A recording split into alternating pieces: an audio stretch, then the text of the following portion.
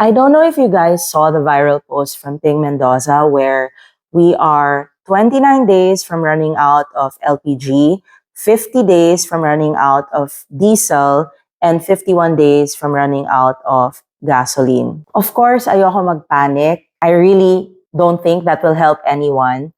Pero kailangan natin maging prepared. So what are the things that we are doing in our household to prepare for itong mga posibleng mangyari? Number one, I already ordered an electric induction cooker. Naka-sale siya ngayon. I'm gonna share the link down below. Yung Xiaomi, mura lang siya ngayon. Kasi yung aming gas stove, this runs on LPG.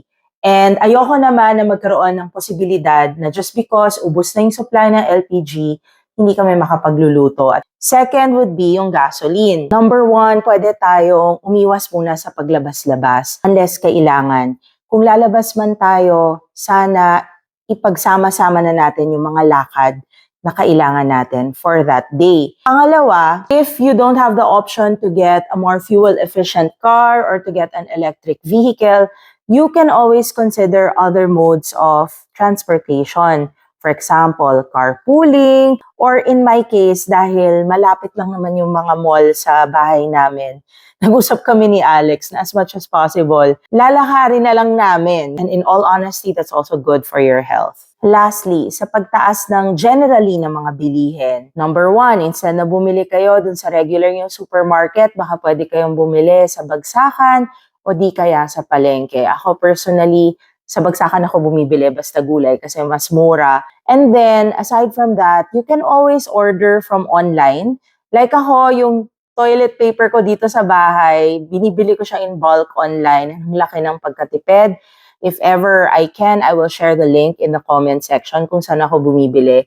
Pati na rin yung mga maliliit na gamit, kunyari wet wipes, kitchen towels. Kasi yung presyo nun sa grocery, pag binili nyo rito online, nakasave na kayo sa pang-parking, nakasave na kayo sa pang-gas, nakasave pa kayo kasi yung cost ng isang kitchen towel in the grocery will already give you 6 kitchen towels if you buy it online. I'll share all the links that I can down below para kung gusto nyo rin makatipid. Kayo, anong ginagawa nyo to prepare for the upcoming price hikes? Share nyo yung mga tipid tips nyo down below.